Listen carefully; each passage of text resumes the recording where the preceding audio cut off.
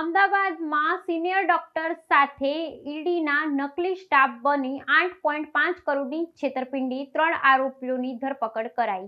Ahmedabad crime બ્રાન્ચે એક મોટા cyber crime કૌભાંડનો પર્દાફાશ કર્યો છે, જેમાં નકલી અધિકારીઓ બનીને અમદાવાદમાં એક વરિષ્ઠ નાગરિક ડોક્ટર પાસેથી રૂપિયા 8.5 કરોડની છેતરપિંડી કરવામાં આવી હતી. આ ડિજિટલ એરેસ્ટ કૌભાંડમાં આરોપીઓએ ડોક્ટરને એન્ફોર્સમેન્ટ ડિરેક્ટરોના અધિકારી તરીકેની ઓળખ આપી મની લોન્ડરિંગના ખોટા કેસમાં ફસાવવાની ધમકી આપી હતી. આરોપીઓ ડોક્ટરને ડરાવી અને તેમનો વિશ્વાસ જીતવા માટે એક નકલી ઓનલાઈન કોર્ટ રૂમ અને સુપ્રીમ કોર્ટનો નકલી પત્ર પણ બનાવ્યો હતો.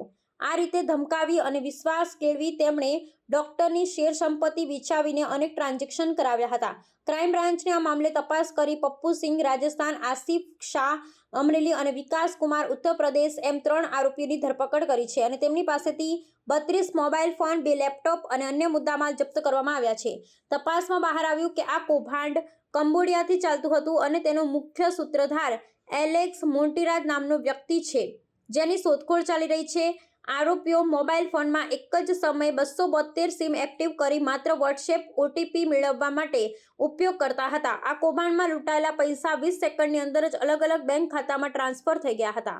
અમે મુંબઈ ક્રાઇમ બ્રાન્ચમાંથી બોલીએ છીએ અને ત્યારબાદ હવે તમારી સાથે એન્ફોર્સમેન્ટ ડિરેક્ટરેટના અધિકારી વાત કરશે. એ રીતે વાત કરી અને જ્યારે ઈડીનું નામ આવ્યું ત્યારે ડૉક્ટરને એવું લાગ્યું કે કંઈક કોઈ વાત કરવા જેવી છે.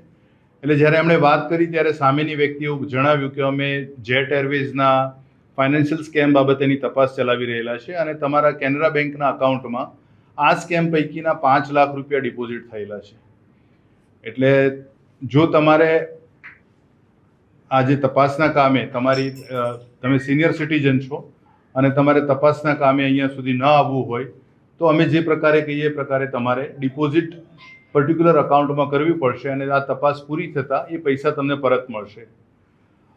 શરૂઆતમાં એમનો વિશ્વાસ ન આવ્યો, પરંતુ તરત જ વિડીયો કોલથી એક આખા કોર્ટ રૂમનો એમને સીન બતાવવામાં આવ્યો કે જેમ નોર્મલ કોર્ટ ચાલતી હોય એ પ્રકારે કોર્ટના દ્રશ્યો હતા. જજ બેઠેલા હતા, વકીલો દલીલ કરતા હોય અને ઇન્વેસ્ટિગેશનની વાતો થતી હોય એ પ્રકારનો આખો એક વિડીયો કોલ એમણે લીધો અને એનાથી એમને અંદાજ આવ્યો કે કંઈક આ વાત સિરિયસ છે અને એ કારણે આમાં એ પ્રભાવમાં આવી ગયા અને પ્રભાવમાં આવ્યા બાદ એમના જે બેંક અકાઉન્ટ્સ જે છે એમાંથી એમણે પૈસા ટ્રાન્સફર કર્યા.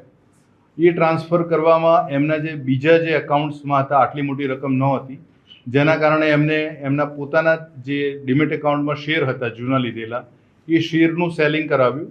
એ શેર સેલ કરાવ્યા પછી એમના જ ખાતામાં પૈસા ટ્રાન્સફર કરાવી અને પછી એક ચોક્કસ ખાતામાં આ પૈસા ટ્રાન્સફર કરવામાં આવ્યા.